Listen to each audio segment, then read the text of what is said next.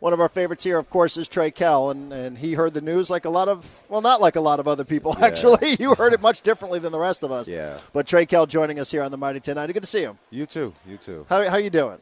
I'm good. Just like everyone else, is shocking.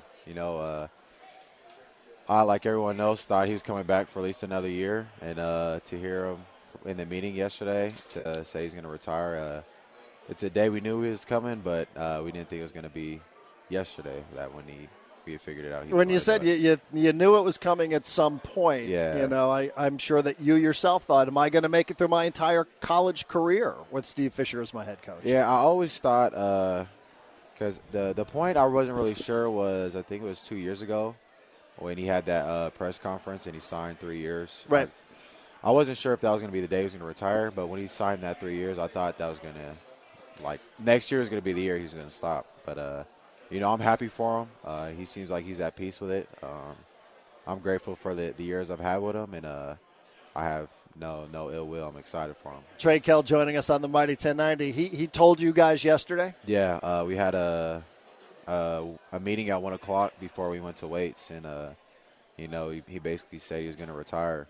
And I was kind of waiting for him because he likes to joke around a lot. So I thought he was going to be like, I'm going to retire. No, I'm kidding. But, he was serious. So, it was kind of a mixed emotions, I mean, people on the staff, that's been with him for so long, it's going to be different not having, Coach Fisher, the boss, be there. Everyone's taking a bigger role. So, it's just a new step, but end of a great era and start of a new one. You talk about him being a prankster, being waiting for him to say, just imagine Brian Dutcher on that call. Yeah, that would. I imagine what it was like for the coaches because they met before we did, so they knew a little bit before. But I wonder what it was like for them just to sit there and have them hear that. Just a lot of emotions. How much did you guys talk about this? In my role on radio, to me, I said, it's the only thing really that mattered. With all respect to you and, who's back next year, who's not back, Malik's decision, all that. But as the group, I mean, is it something that you guys talked about it a lot yourselves? And do you guys start thinking, is he coming back? Is he not coming back? Hey, remember that time when we were in Boise and he said, I wondered if you guys did your own detective work trying to figure this out. To be honest, we really never really thought about it. We always thought he was coming back. I remember when Matt Soria texted us and he said we had the meeting in Coach Fisher's office. We all were trying to figure out what it was about. So we're talking, and majority of us thought it was going to be about academics. So we're just like, he's going to talk about school and grades and stuff like that. Right, because it wasn't expected for another couple of months. Yeah, so then next thing you know, I think someone brought it up when we were in the room before Coach Fish got there. And then we're like, is he going to retire? And I was like, oh, wow, could this really be what it's about? But I figured he would still be like, I'm going to come back for one more year. But he told us he was going to retire, and, I'm excited for him. Trey Kell joining us on the Mighty 1090. What has Steve Fisher meant to you? Mm-hmm. Obviously, there's the angle of you're a basketball player. Yeah. He teaches you zone defense and how to But what has he meant to you just overall? Him, the mentor, him, the human being, him, the coach. I'll start off, with the coach. There's just so many memories I have. He started recruiting me as a junior in high school.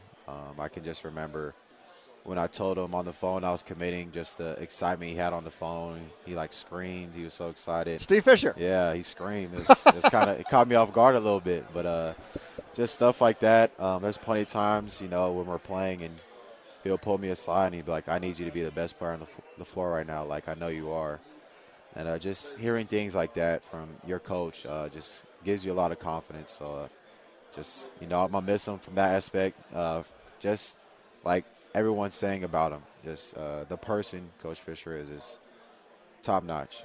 Everyone he talks about how great of a person he is. I mean, thank you, please. He's one of those type people, manners, treats everybody, with respect.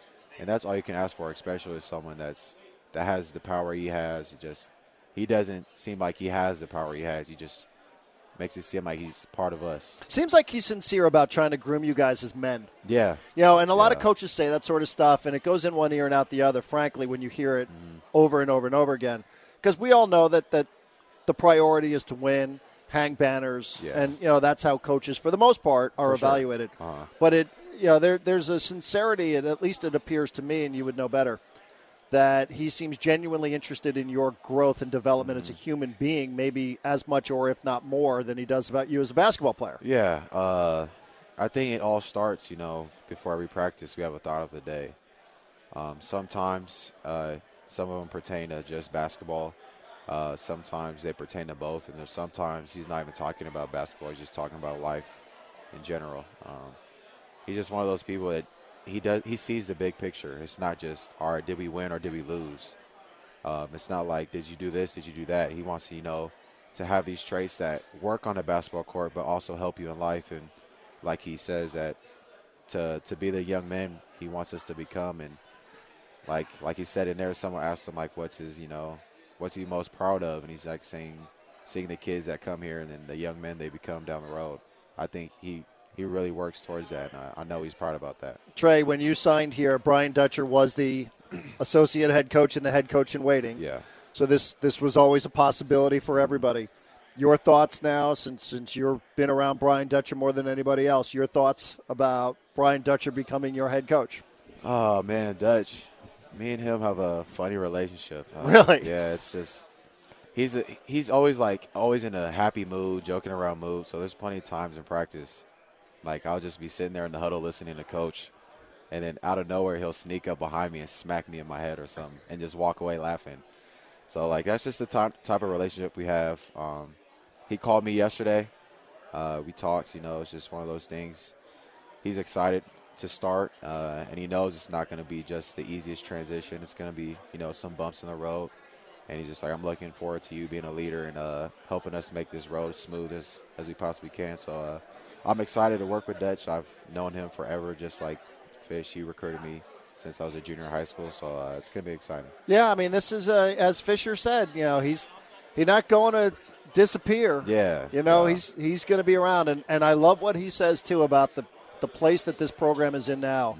Even though he's not going to be your head coach, he still expects you guys to go out there and win next year with Brian Dutcher. Yeah. And I'm sure that probably meant a lot to you guys. Yeah. We knew, especially with how long they've been together, it wasn't going to be like, all right, like, what's it going to be like now? It's going to be, it's not going to be the exact same. There's probably going to be some changes, but for the most part, it's going to be the same. We expect to win next year. We don't expect it to be a transition year. We expect to improve what we did on last year to get back to the top. And we believe that we can, and we believe in Dutch as well. Thank you very much. No problem. Trey Kell stopping by here, joining us live on set following the Steve Fisher retirement press conference, following the formal introduction of Brian Dutcher.